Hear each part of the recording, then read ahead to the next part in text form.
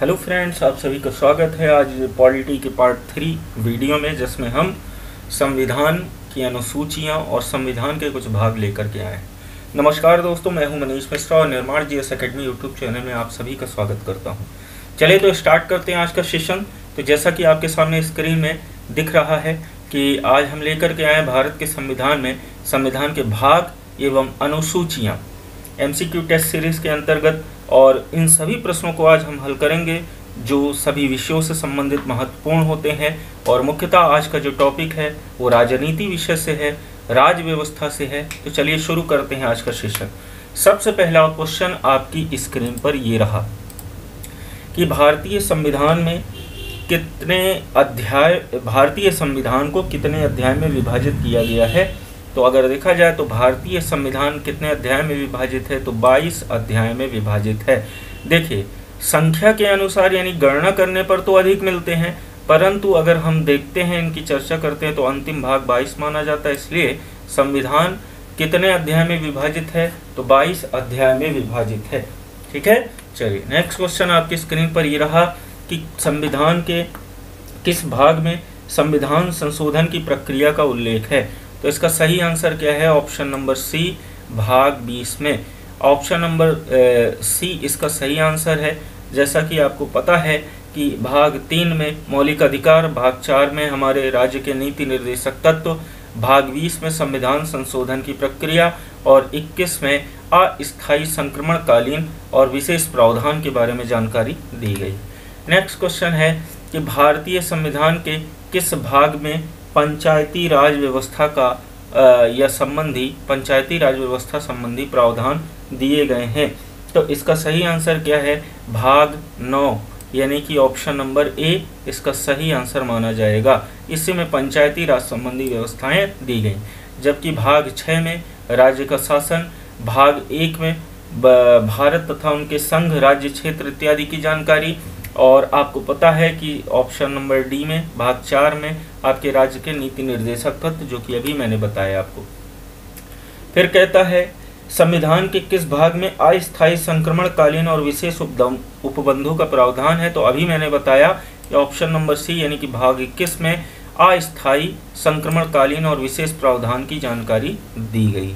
ठीक है, चलिए नेक्स्ट क्वेश्चन की ओर बढ़ते हैं। अगला क्वेश्चन है कि हमारे संविधान में किस भाग में 3 सोपानों में पंचायत बनाने की परिकल्पना की गई है। तो अगर हम बात करें तो भाग 9 आपका पंचायती राज से संबंधित है। तो यहाँ एक ही ऑप्शन आपको भाग 9 मिल रहा है, तो इसका सही आंसर क्या हो जाएगा? ऑप्शन नंबर ए, भाग 9। ठीक है, चलिए तो बढ़ते हैं अपने अगले क्वेश्चन की ओर। देखिए, आज वीडियो शॉर्ट रहेगा। स्वतंत्रता दिवस के उपलक्ष्य में आज ये वीडियो हम लेकर के आए हैं। तो आप सभी को स्वतंत्रता दिवस की हार्दिक हार्दिक शुभकामनाएं। शुरू में ही विश करना चाहिए था, लेकिन कोई बात नहीं, आज संडे का दिन है और कोशिश थी कि आज वीडियो हम ना लाते, आज सभी रेस्ट करते, लेकिन फिर ये लगा कि आपकी पढ़ाई का नुकसान ना हो, इसी वजह से हमने वीडियो को पुनः दिया। चलिए नेक्स्ट क्वेश्चन है कि भारतीय नागरिकों के मूल कर्तव्यों का विवरण संविधान के किस भाग में मिलता है या किस भाग में दिया गया है। तो भाग 1 में संघ, राज्य, क्षेत्र, भाग 4 का में मौलिक कर्तव्य, भाग 2 में नागरिकता, भाग 4 में राजनीति की निर्देशक तत्व। तो यहाँ पे ऑप्शन नंबर बी इसका सही आंसर माना जाएगा, जिसमें भाग 4 का के अनुच्छेद 51 का में इसका उल्लेख प्राप्त होता है। नेक्स्ट क्वेश्चन आपकी स्क्रीन में कि भारत के संविधान में भाग 4 किसके बारे में। तो कितनी बार अभी मैंने चर्चा कर ली कि राज्य के नीति निर्देशक सिद्धांतों के बारे में जानकारी हमें संविधान के भाग 4 में प्राप्त होती है। ठीक है, चलिए नेक्स्ट क्वेश्चन आपकी स्क्रीन पर ही रहा, संघीय कार्यपालिका की व्याख्या संविधान के किस भाग में की गई है। तो देखिए, अगर संघीय कार्यपालिका की हम बात करें तो ये भाग 5 में की गई है। यहाँ पे ऑप्शन देखिए कोई भी नहीं दे रहा है, तो इसके एक मिनट, क्वेश्चन संघीय कार्यपालिका से संबंधित है। तो संघीय कार्यपालिका का जो आपका एग्जाम्पल है, तो यहाँ पे आप देख सकते हैं, एक मिनट, ऑप्शन भाग 2, भाग 3, भाग 4, भाग 1, भाग 2 में नागरिकता है, और भाग 3 में आपका मौलिक अधिकार है, भाग 4 में राज्य के नीति निर्देशक तत्व है, भाग 1 में संघ एवं राज्य क्षेत्र। इसमें दोस्तों कोई ऑप्शन नहीं है, तो ये क्वेश्चन गलत तो नहीं है, ऑप्शन ना होने की वजह से इसको हम छोड़ देते हैं, मैं अगले वीडियो में आपको इसकी सही जानकारी, संपूर्ण जानकारी दे दूंगा। सही जानकारी क्या, भाग 5 में है उसका उल्लेख, ठीक है ना। ऑप्शन न होने के कारण इसको अपन खारिज करते हैं। अगला क्वेश्चन है कि भारत के संविधान में जो है किस भाग में नागरिकता का उल्लेख मिलता है। तो आपको पता है, अभी मैंने बताया, भाग 2 में नागरिकता का उल्लेख है, यानी कि भारतीय संविधान के भाग 2 में नागरिकता का उल्लेख प्राप्त होता है। अगला क्वेश्चन है, निम्नलिखित में से कौन सा भाग नगर पालिकाओं से संबंधित है। तो आपको पता है कि जो भाग 9A है, भाग 9 का या 9th A, इसमें हमारी नगर पालिकाओं का उल्लेख मिलता है। तो इसका सही आंसर क्या हो जाएगा, ऑप्शन नंबर डी। ठीक है, बढ़ते हैं अगले क्वेश्चन की ओर। अगला क्वेश्चन है कि संविधान के किस भाग में राज्य के नीति निर्देशक तत्वों का उल्लेख किया गया है। तो ऑप्शन नंबर बी, चतुर्थ भाग में राज्य के नीति निर्देशक तत्वों का उल्लेख किया गया है। ठीक है, चलिए नेक्स्ट क्वेश्चन है, संविधान के भाग 1 में निम्नलिखित में से किसका वर्णन है। तो आपको पता है, नागरिकता भाग 2 में आती है, मूल अधिकार 3 में आते हैं, ये 4 में आता है राज्य के नीति निर्देशक, संघ और राज्य क्षेत्र बना। तो इसका सही आंसर क्या हो जाएगा, ऑप्शन नंबर ए, संघ एवं राज्य क्षेत्र। ठीक है, चलिए अगला क्वेश्चन है, भारतीय संविधान के किस अध्याय में जनता को गारंटी मूल अधिकार दिए गए हैं। तो अभी मैंने बताया, भाग 3 में आपके क्या दिए गए हैं, मूल अधिकार, मतलब इसका सही आंसर क्या हो जाएगा, ऑप्शन नंबर ए, भाग 3। ठीक है, चलिए अगला क्वेश्चन है, वर्तमान में भारतीय संविधान में कुल कितनी अनुसूचियां हैं। तो आपको पता है 12 अनुसूचियां हैं। ये क्वेश्चन लगभग पिछले वीडियो में भी आ चुका है, इस वीडियो में भी आज ये क्वेश्चन आया हुआ है। तो मूल संविधान में 8 अनुसूचियां थी, वर्तमान में इनकी संख्या कितनी हो गई है, 12 हो गई है। ठीक है, चलिए नेक्स्ट क्वेश्चन, संविधान सभा की प्रारूप समिति द्वारा प्रस्तुत प्रारूप संविधान में कितनी अनुसूचियां थी। मैंने बताया मूल संविधान में टोटल 8 अनुसूचियां थी। तो ऑप्शन नंबर बी इसका सही आंसर हो जाएगा। ठीक है, चलिए अगला क्वेश्चन है, संविधान सभा द्वारा अंतिम रूप से पारित संविधान में कुल अनुसूचियां थी। तो इसका भी संख्या क्या था, 8 ही था, क्योंकि धीरे धीरे संशोधन होकर 4 और अनुसूचियां जोड़ी गई, तो वर्तमान में इनकी संख्या कितनी हो गई, 12 हो गई। अगला क्वेश्चन है कि किस मूल संविधान में कितनी अनुसूचियां थी। तो ये अभी 3 क्वेश्चन इससे संबंधित हमने देख लिए। 8 अनुसूचियां मूल संविधान में शामिल की गई थी। ठीक है, कहता है कि किस संविधान संशोधन अधिनियम द्वारा भारतीय संविधान में 9वीं अनुसूची जोड़ी गई थी। तो दोस्तों, जो 9th शेड्यूल जोड़ा गया था, ये भारत का पहला संविधान संशोधन माना जाता है। तो ऑप्शन नंबर ए इसका क्या माना जाएगा, सही आंसर माना जाएगा। ठीक है, चलिए नेक्स्ट क्वेश्चन है कि 52वें संविधान संशोधन द्वारा 1985 ईस्वी में कौन सी अनुसूची को भारतीय संविधान में शामिल किया गया था।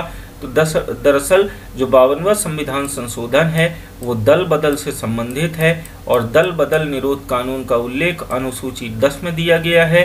अर्थात 52वें संविधान संशोधन के तहत 10वीं अनुसूची को जोड़ा गया था। नेक्स्ट क्वेश्चन आपका ये है कि 73वें संविधान संशोधन अधिनियम द्वारा भारतीय संविधान में कौन सी अनुसूची जोड़ी गई थी। तो निश्चित रूप से 11वीं अनुसूची को 73वें संविधान संशोधन 1992 में जोड़ा गया था, जो कि किससे संबंधित है, ग्राम पंचायत से संबंधित। ठीक है, अगला क्वेश्चन आपकी स्क्रीन पर ये रहा कि 74वें संविधान संशोधन अधिनियम द्वारा संविधान में कौन सी अनुसूची जोड़ी गई थी। तो जिस तरीके से 73वें में 11वीं अनुसूची, तो 74वें में आपकी कौन सी अनुसूची जोड़ी गई थी, 12वीं अनुसूची जोड़ी गई थी। और इसमें नगर पंचायत के 18 विषयों का उल्लेख है, ग्राम पंचायत के 28 विषयों का उल्लेख, और इसमें आपके लगभग 11 विषयों का उल्लेख हमें प्राप्त होता है। ठीक है, चलिए नेक्स्ट क्वेश्चन है, संविधान की दूसरी अनुसूची का संबंध किससे है। तो देखिए, पहली अनुसूची में भारत संघ व उसके राज्य क्षेत्रों के बारे में जानकारी दी गई है, और उसमें जो राज्यों के नाम है वो अंग्रेजी के अल्फ़ाबेट के अनुसार लिखे गए। और दूसरी जो अनुसूची है वो आपके महत्वपूर्ण जितने भी पदाधिकारी हैं उनके वेतन से संबंधित है। तो यहाँ पे आपको ऑप्शन नंबर डी दिख रहा है कि ये पदाधिकारियों के वेतन की बात कही गई है, मतलब अनुसूची 2 वेतन से संबंधित। इसका सही आंसर क्या हो जाएगा, ऑप्शन नंबर डी हो जाएगा। ठीक है, चलिए अगला क्वेश्चन है कि भारत संघ में शामिल राज्यों और संघ शासित प्रदेशों का उल्लेख किस अनुसूची में मिलता है? तो मैंने कहा भारत संघ व उसके राज्य क्षेत्र का उल्लेख पहली अनुसूची में है, अतः इसका ऑप्शन नंबर ए एकदम सही आंसर माना जाएगा। ठीक है, चलिए अगले क्वेश्चन की ओर बढ़ते हैं। अगला क्वेश्चन है, आप मुझे भी देख लें थोड़ा सा, क्योंकि हम जो है यहाँ पे ज़्यादातर आपको क्वेश्चन बता रहे हैं बढ़िया तरीके से, तो थोड़ा सा समझिए कि इन क्वेश्चन को बढ़िया से आप पढ़ें ताकि आपको किसी प्रकार की कोई समस्या ना हो। ठीक है ना। चलिए, तो हम देख रहे हैं कि राष्ट्रपति और राज्यपालों के सर्वोच्च न्यायालय तथा न्यायालय के न्यायाधीशों, संसद, राज्य विधानमंडलों, अधिकारियों, भारत के नियंत्रक एवं महालेखा परीक्षक आदि के वेतन संबंधी प्रावधान भारतीय संविधान के किस अनुसूची में है? तो आपको पता होना चाहिए इसका सही आंसर क्या है, आपका ऑप्शन नंबर 2, यानी कि हम बात करें दूसरी अनुसूची में किसका उल्लेख मिलता है, तो सभी बड़े पदाधिकारियों के वेतन का उल्लेख हमें प्राप्त होता है। नेक्स्ट क्वेश्चन आपकी स्क्रीन पर ये रहा कि भारतीय संविधान में तीसरी अनुसूची का संबंध किससे है? पहली अनुसूची राज्य के संघ व राज्य क्षेत्र से संबंधित है, दूसरी अनुसूची आपके किससे संबंधित है? वेतन से, और तीसरी अनुसूची को माना जाता है कि वह शपथ एवं प्रतिज्ञान से संबंधित अनुसूची है। तो थर्ड शेड्यूल आपकी किससे संबंधित है? ओथ से, यानी कि शपथ से। ठीक है, चलिए, संविधान की किस अनुसूची में प्रत्येक राज्य तथा संघ राज्य क्षेत्रों के लिए राज्यसभा में स्थानों का आवंटन की सूची बताई गई है? तो जो चौथी अनुसूची है वो हमारी किससे संबंधित है? राज्यसभा से संबंधित है।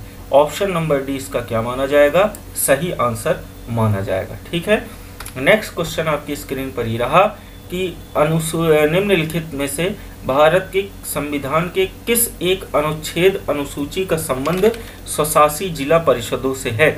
तो देखिए, स्वशासी जिला परिषदों की यहाँ पे बात कही गई है, तो जो आपकी 6वीं अनुसूची है, क्योंकि चौथे में राज्यसभा का विवरण, 5वें में जनजातियों का विवरण, लेकिन जो आपकी जिला परिषद और स्वशासी अनुसूची जो बताई गई वो 6वें में है, और 6ठी अनुसूची में निश्चित रूप से असम, मेघालय, त्रिपुरा और मिजोरम, ये 4 राज्यों के बारे में विशेष प्रावधान दिए गए। तो 6ठी अनुसूची ऑप्शन नंबर सी इसका सही आंसर माना जाएगा। नेक्स्ट क्वेश्चन आपकी स्क्रीन पर ये रहा कि भारतीय संविधान के 22 भाषाओं को राजभाषा का दर्जा प्रदान किया गया है, इन राजभाषाओं का उल्लेख किस सूची में है? तो निश्चित रूप से जो आपकी 8वीं अनुसूची है वो भाषाओं से संबंधित है। मूल संविधान में 14 भाषाएं थीं, धीरे धीरे संविधान संशोधन होता गया और उसमें बहुत सारी भाषाओं को जोड़ा गया। ठीक है, तो यहाँ पे जो 8वीं अनुसूची मानी जाएगी वो यहाँ पे इसका सही आंसर है, option number B. Next question आपकी स्क्रीन पर ये रहा कि भारतीय संविधान की 8वीं अनुसूची का संबंध किससे है? तो भारतीय भाषाओं के साथ में है। ठीक है, चलिए अगला क्वेश्चन स्क्रीन पर देखते हैं आपके कौन सा है। नेक्स्ट क्वेश्चन है कि किसी अधिनियम को संविधान की किस अनुसूची में सम्मिलित करने पर उसकी वैधता को किसी न्यायालय में चुनौती नहीं दी जा सकती है? तो देखिए दोस्तों, इसका सही आंसर क्या माना जाएगा? इसका सही आंसर है ऑप्शन नंबर सी, यानी कि अगर हम बात करते हैं कि जो 9वीं अनुसूची है उसको न्यायिक समीक्षा से परे रखा गया है। मतलब यदि कोई विषय वस्तु आपकी 9वीं अनुसूची में जोड़ दी जाती है तो उसे न्यायालय में चुनौती नहीं दी जा सकती है। तो मतलब इसका सही आंसर ऑप्शन नंबर सी हो जाएगा। चलिए बढ़ते हैं अगले क्वेश्चन की ओर। अगला क्वेश्चन है कि किस राज्य के आरक्षण विधेयक को 9वीं अनुसूची में सम्मिलित किया गया था? तो इसका सही answer option number A, Tamil Nadu के आरक्षण विधेयक को 9वीं अनुसूची में जोड़ दिया गया था ताकि न्यायालय में उसकी समीक्षा ना की जा सके, यानी कि सुप्रीम कोर्ट या हाई कोर्ट या किसी भी कोर्ट के पास ये पावर ना हो कि उसमें कोई संशोधन कर सके। ठीक है, नेक्स्ट क्वेश्चन, हाल ही में आंध्र प्रदेश से अलग होकर एक नए राज्य तेलंगाना का गठन हुआ, इससे भारतीय संविधान की किस अनुसूची में परिवर्तन होता है?